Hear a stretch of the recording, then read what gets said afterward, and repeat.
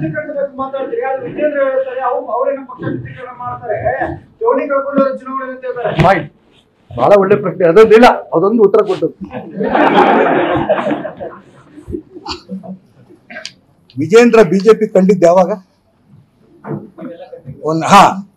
ಪತ್ರಕರ್ತರಿಗೆ ಉತ್ತರ ಕೊಟ್ಟಂಗೆ ನಾವೆಲ್ಲ ಪಕ್ಷ ಕಟ್ಟಿದ ಮೇಲೆ ಅನಂತ್ ಕುಮಾರ್, ಯಡಿಯೂರಪ್ಪನವರು, ನಾನು, DS ಶಂಕರಮೂರ್ತಿಯವರು, M ಆನಂದರಾಯರು, Karamballi Sandeep ಶೆಟ್ಟರು, VS ಆಚಾರ್ಯರು ಎಲ್ಲರೂ ಸಾಮೂಹಿಕ ನೇತೃತ್ವದಲ್ಲಿ ನಮ್ಗೆ ಮೋಟರ್ ಸೈಕಲ್ ಓಡಾಡ್ತಿದ್ವಿ.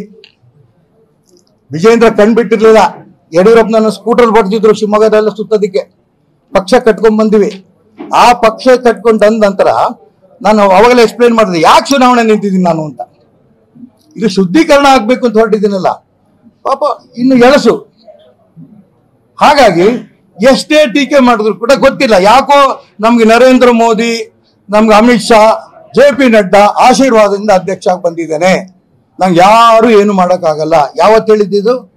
40 ಜನ RSS ಪ್ರಮುಖರು ಕರೆದಂತ ಬಿಜೆಪಿ ನಾಯಕರ ಸಭೆ, 37 ಜನ ಅವ್ರ ವಿರುದ್ಧ ಮಾತಾಡಿದ್ರು. ನಿಮ್ ಪತ್ರಿಕೆ ಟಿವಿಲಿ ನೋಡಿದ್ದಾನೆ, ನಾನೇ ನೋಡಿ ಹೋಗಿಲ್ಲ ಮೀಟಿಂಗಿಗೆ. ಆ ಸಭೆ ಮುಗಿದು ಹೊರಗಡೆ ಬಂದ ನಂತರ ಇವ್ರೇನು ಮಾಡ್ಕೊಡಕ್ಕಾಗಲ್ಲ. ಯಾರು 37 ಜನ ಹಗಲು ರಾತ್ರಿ ಪಕ್ಷ ಕಟ್ಕೊಂಡು ಗೆದ್ದು ಬಂದಿರೋರು, ಅವ್ರ ಬಗ್ಗೆ ಹಗುರು ಮಾತು.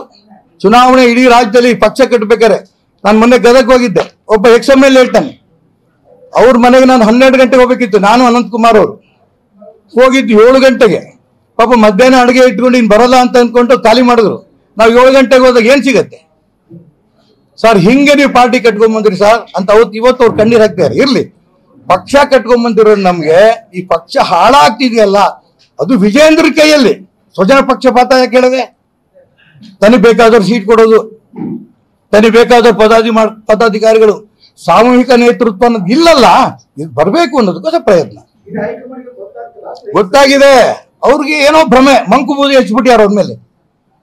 ಇವರಿಂದನೇ ರಾಜ್ಯ ಬಿಜೆಪಿ ಉಳಿಯೋದು, ಇವರೇ ಲಿಂಗಾಯತ್ ನಾಯಕರು ಅಂತ ಒಂದು ಭ್ರಮೆನಲ್ಲಿ ಅವ್ರು ಇರಬಹುದು ಅಂತ ನನಗೆ ಅನಿಸ್ತಾ ಇದೆ. ಇನ್ನು ಕೇಳಂಗಿಲ್ಲ, ನೀನು ಒಬ್ಬಿರ್ಬೋದಪ್ಪ.